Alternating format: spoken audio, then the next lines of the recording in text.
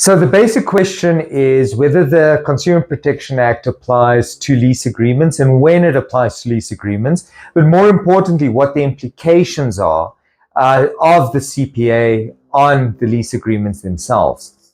Now, Section 14 of the Consumer Protection Act is basically the first place that you'd look at when it comes to trying to assess whether a lease agreement falls within the ambit of the Act. The reason for this is Section 14 deals with fixed term agreements, and a lease agreement more often than not is a fixed term agreement unless it's on a month-to-month basis.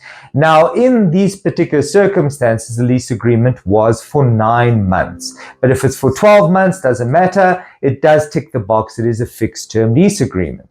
Now, the CPA is excluded if the lease agreement is between two juristic persons. So as an example, this would be a company is the landlord and a company is the tenant. CPA doesn't apply. And then one doesn't need to worry about all the protections afforded by the CPA. But in this particular instance, the landlord is a natural person, so an individual like you and I, and the tenant is a company. So only one of those people or persons is actually a juristic person. And so another test to find out if the Consumer Protection Act applies is to look at the juristic person and assess the juristic person's annual turnover and if it's over 2 million rand. Now, if it is over 2 million rand, then the CPA will not apply. Why? Because the juristic person is considered to be more sophisticated in the sense that they're able to handle their affairs and they're not vulnerable to exposure by or pressure by a landlord.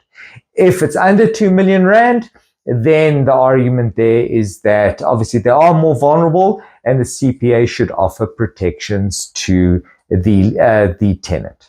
So one has to assess these, and those are the most typical tests, especially when dealing with juristic persons and fixed term agreements and the like.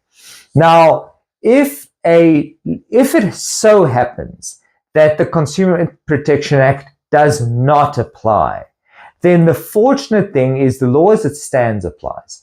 Now, under these circumstances, there was a 9-month lease. Everything was paid in advance. Now the tenant wants to cancel, this company wants to cancel the lease early after 3 months occupation, 6 months left on the lease, and the landlord is obviously aggrieved by this because the landlord is going to struggle to find another tenant, given that the landlord wants to move back in after the 6-month period.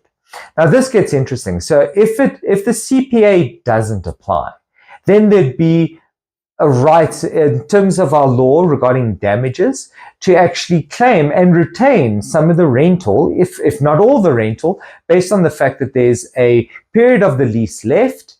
And if the landlord did attempt to try and find somebody else and they were unable to, there would actually be a damages claim against this tenant, because remember, the tenant is not entitled to cancel the lease early.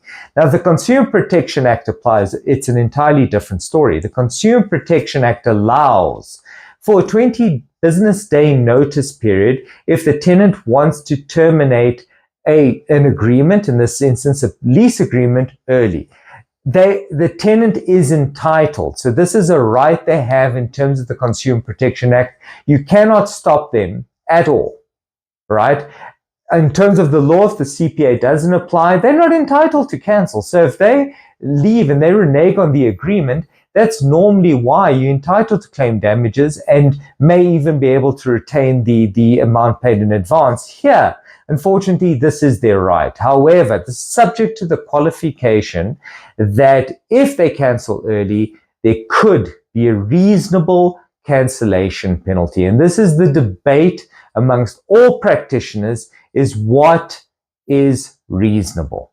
Now, the interesting argument here, and this is the debate that I was having with Nick, is usually you look at 2 months, 3 months, and you say, well, what's reasonable is the period of time it would take me to place a new tenant.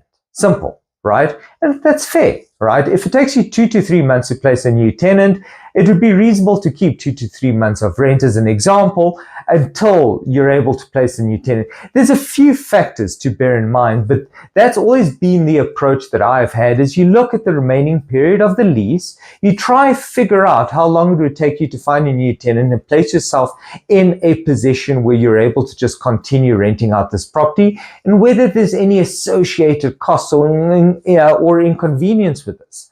But in this instance, the landlord wants to move into the property again. And this lease agreement was for 9 months. So provided that it was clear, crystal clear, that this agreement was special, it was a 9-month lease because the intention was for the landlord to move in. It's a difficult lease to enter into because it's 9 months, very random number. You rarely get 9-month leases. So it was special. It was a lease that the landlord specifically looked for and acquired.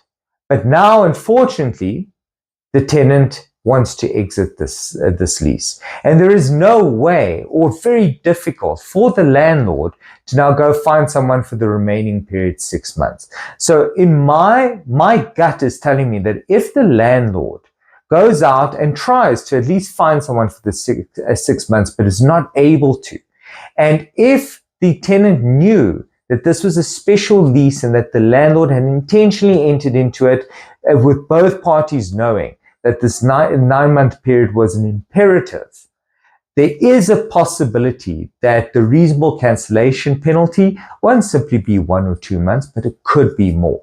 So this is something to bear in mind. There's multiple factors that need to play a part in that determination, but it is a different way of looking at when a reasonable cancellation penalty is due and when it isn't.